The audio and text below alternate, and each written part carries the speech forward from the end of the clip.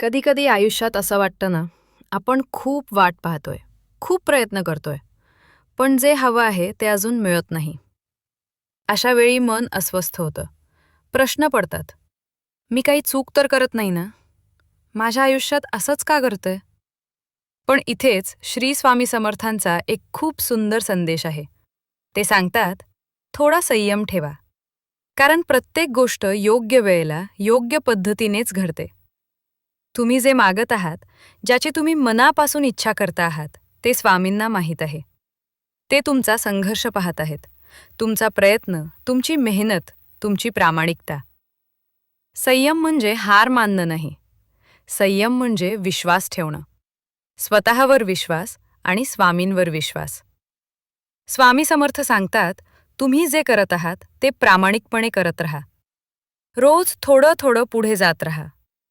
आज परिणाम दिसत नसेल, पण योग्य वेळ आल्यावर सगळं तुमच्या बाजूने वळेल. कधीकधी उत्तर उशिरा मिळतं, कारण ते उत्तर तुमचं आयुष्य बदलणार असतं. आणि स्वामी कधीच अर्धवट आशीर्वाद देत नाहीत. म्हणूनच जर आज मन थकलं असेल, तर थोडा श्वास घ्या. स्वामींचं नाव मनात घ्या आणि स्वतःला सांगा, मी योग्य मार्गावर आहे.